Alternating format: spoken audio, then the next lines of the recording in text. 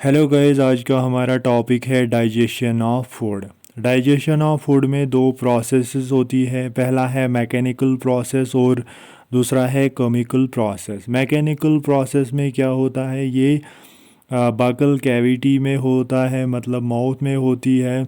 इसमें क्या होता है, फूड जो है वो मिक्स हो जाता है सलाइवा के साथ with the help of teeth, जिसको हम मैस्टिकेशन भी बोलते हैं। और यहाँ पे जो ये मिक्सचर बनता है उसको बोलते हैं बोलस। और जो ये बोलस होता है ये अल्कलाइन होता है।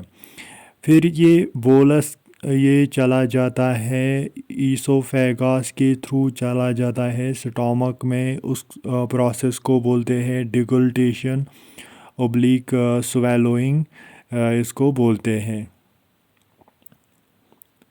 तो ये है मैकेनिकल प्रोसेस। केमिकल प्रोसेस में क्या होता है, फूड जो है इस पे कुछ एंजाइम्स, डाइजेस्टिव एंजाइम्स इस पे एक्ट करते हैं, उसको बोलते हैं केमिकल प्रोसेस।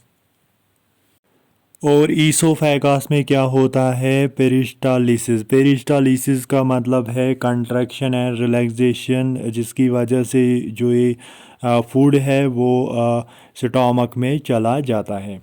अब है नेक्स्ट पॉइंट, सलाइवा में क्या क्या होता है। इसमें कुछ इलेक्ट्रोलाइट्स होते हैं, जैसे sodium positive, potassium positive, chlorine negative, HCO3 negative plus. इसमें एंजाइम्स होते हैं, दो तरह के एंजाइम्स होते हैं, जैसे सलाइवरी एमाइलेज एंड लाइसोजाइम इसमें होता है सलाइवा में।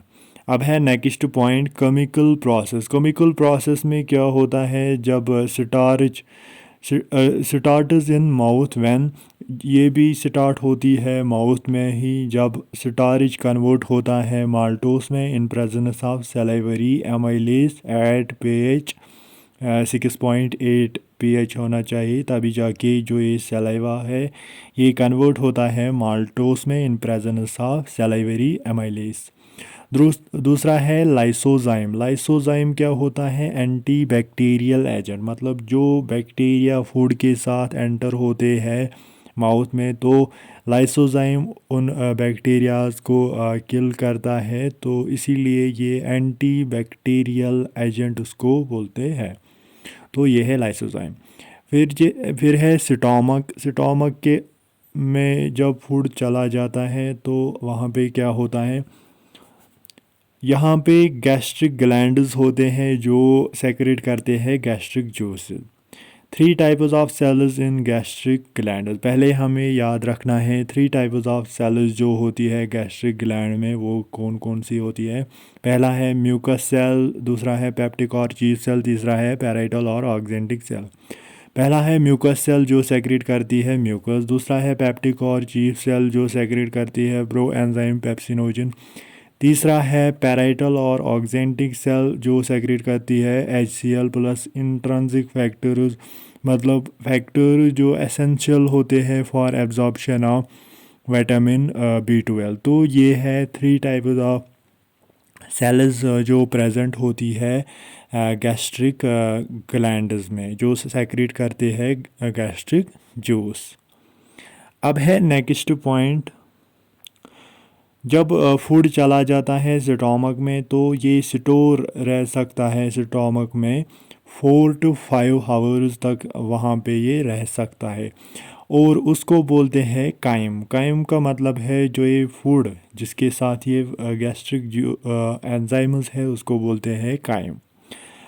अब हम देखते हैं जो ये एंजाइम्स होते हैं इसमें गैस्ट्रिक जूस में, वो कैसे फंक्शन करते हैं। जैसे पेप्सिनोजन, ये एक प्रो एंजाइम है, मतलब इनएक्टिव फॉर्म में होता है, ये कन्वर्ट होता है एक्टिव फॉर्म में इन प्रेजेंस ऑफ HCl। तो HCl ज़रूरी है पेप्सिन के लिए।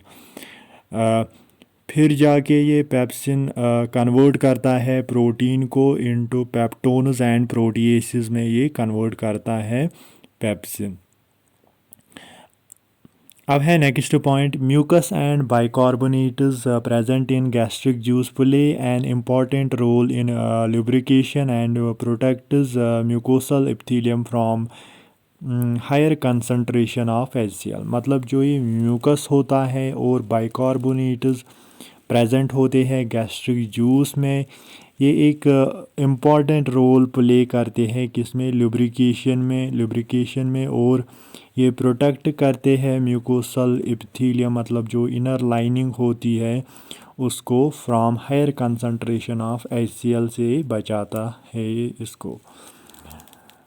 तो म्यूकस एंड बाइकार्बोनेट्स, इनका काम क्या होता है, लुब्रिकेशन में हेल्प करते हैं और प्रोटेक्ट करते हैं म्यूकोसल एपिथेलियम को from higher concentration of HCl जो स्टोमक से निकलता है HCl। अब है next point, HCl provides acidic pH that is 1.8 optimal for pepsin. ये हमने पहले ही बताया, जो ये HCl होता है ये बहुत ज़रूरी होता है किसके लिए, पेप्सिन के लिए। ये एसिडिक pH प्रोवाइड करता है, तभी जाके जो ये पेप्सिन है ये अपना काम कर पाता है। अब है next point, rennin proteolytic enzyme gastric juice of infants helps in digestion of milk protein. Rennin ये एक प्रोटियोलिटिक एंजाइम है, गैस्ट्रिक जूस में ये होता है ऑफ इन्फेंट, जो हेल्प करता है डाइजेशन ऑफ मिल्क प्रोटीन में, ये हेल्प करता है। नेक्स्ट पॉइंट है, small amount of lipases are also present in gastric juice, मतलब स्मॉल अमाउंट ऑफ लाइपेसेस भी प्रेजेंट होते हैं गैस्ट्रिक जूस में, तो ये होता है स्टोमक में। अब हम देखते हैं स्मॉल इंटेस्टाइन्स में क्या होता है। The bile, pancreatic juice and intestinal juice are the secretions released in small intestines, मतलब जो ये बाइल होता है, बाइल ऊपर से आता है गॉल ब्लैडर से, और पैनक्रियाटिक जूस जो आता है पैनक्रियाज से, और इंटेस्टाइनल जूस इंटेस्टाइन में ही रिलीज़ होता है। तो ये कुछ सेक्रीशंस है जो रिलीज़ होती है स्मॉल इंटेस्टाइन में, तीनों सेक्रीशंस यहीं पे रिलीज़ होती है स्मॉल इंटेस्टाइन में। इसमें पहला है pancreatic juices. Pancreatic juices contain inactive enzymes, मतलब इसमें सभी के सभी एंजाइम्स इनएक्टिव फॉर्म में होते हैं। जैसे पहला है ट्रिप्सिनोजन, दूसरा है काइमोट्रिप्सिनोजन, तीसरा है procarboxy पेप्टिडेस, amylase, lipase and nucleus. तो ये 6 एंजाइम्स है इसमें और ये इनएक्टिव फॉर्म में होते हैं। अब है पहला ट्रिप्सिनोजन। ट्रिप्सिनोजन कन्वर्ट होता है ट्रिप्सिन में, दैट इज़ एक्टिव फॉर्म में ये कन्वर्ट होता है इन प्रेजेंस ऑफ एंटीरोकाइनेस। तो यहाँ पे नीचे है, trypsinogen is activated by an enzyme enterokinase secreted bye intestinal mucosa into active trypsin which in turn activates other enzymes, मतलब जो ये ट्रिप्सिनोजन ये एक्टिवेट होता है एक एंजाइम से, उसको बोलते हैं एंटीरोकाइनेस, जो सेक्रेट होता है कहाँ से, इंटेस्टाइनल म्यूकोसा से, मतलब जो इंटेस्टाइन का इनर वॉल होता है वहाँ से वो सेक्रेट होता है, और वो कन्वर्ट करता है ट्रिप्सिनोजन को किस में, एक्टिव ट्रिप्सिन में। और जो ये ट्रिप्सिन है वो जाके फिर कन्वर्ट करता है बाकी एंजाइम्स को एक्टिवेट करता है। दूसरा है बाइल। बाइल में क्या क्या होता है, बाइल पिगमेंट्स इसमें होते हैं, जैसे बाइलिरुबिन, बाइलिवर्डाइन। दूसरा है इसमें बाइल साल्ट्स होते हैं। तीसरा है कोलेस्ट्रॉल। चौथा है फॉस्फोलिपिड्स भी इसमें होते हैं, बट नो एंजाइम्स। ये यहाँ पे इम्पॉर्टेंट है, इसमें बाइल में एंजाइम्स नहीं होते हैं। तो क्या क्या होता है बाइल में, bile pigments, bile salt, cholesterol, phospholipids, but no enzymes. अब है फंक्शन क्या होती है बाइल की, फंक्शन क्या है, ये क्या काम करता है। जो ये बाइल है ये हेल्प करता है in the emulsification of fat. तो यहाँ पे है फंक्शन ऑफ बाइल क्या होती है, function of bile. Bile helps in emulsification of fats, that is breakdown of the fats into very small micelles में, मतलब फंक्शन क्या होती है बाइल की, ये हेल्प करता है इमल्सिफिकेशन ऑफ फैट्स। इमल्सिफिकेशन का मतलब है break down of fats into very small micelles में ये कन्वर्ट होता है। दूसरा है बाइल आल्सो एक्टिवेटेड लाइपेसेस, मतलब ये लाइपेसेस को भी एक्टिवेट करता है।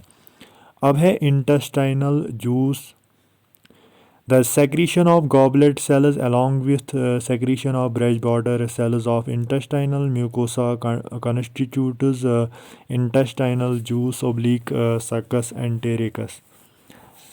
मतलब जो सेक्रीशन होती है गॉबलेट सेल्स की और जो सेक्रीशन होती है brush border cells of intestinal mucosa constitutes, इसी को बोलते हैं इंटेस्टाइनल जूस ओब्लिक, इसका दूसरा नाम है succus entericus. Intestinal juice contains variety of enzymes like disaccharides, e.g. example maltase, dipeptidase, lipase, nucleoside। मतलब जो ये इंटेस्टाइनल जूस होता है इसमें वेराइटी ऑफ एंजाइम्स होते हैं, कुछ डाइसैकेराइड्स इसमें होते हैं जैसे माल्टेस, डाइपेप्टाइडेस, लाइपेस, न्यूक्लियोसाइडेस। अब है next point, mucus along with bicarbonates from the pancreas protects intestinal mucosa from acid as well as provide an alkaline medium, that is pH is equal to 7.8। जो ये म्यूकस होता है और जो बाइकार्बोनेट्स होते हैं आते हैं पैनक्रियाज से, वो प्रोटेक्ट करते हैं इंटेस्टाइनल म्यूकोसा को from acid as well as ये प्रोवाइड करते हैं alkaline medium, that is pH is equal to 7.8 for enzyme activity के लिए, ताकि ये एंजाइम्स अपनी एक्टिविटी कर पाए यहाँ पे। नेक्स्ट है sub mucosal glands oblique Brunner's glands also helps in this. जो सब म्यूकोसल ग्लैंड्स होते हैं जिनको हम बोलते हैं ब्रेनर्स ग्लैंड्स, जो डिडनम में होते हैं, वो भी इसमें हेल्प करते हैं। तो ये था स्मॉल इंटेस्टाइन्स में क्या होता है। नेक्स्ट वीडियो में हम पढ़ेंगे intestinal enzymes and pancreatic enzymes.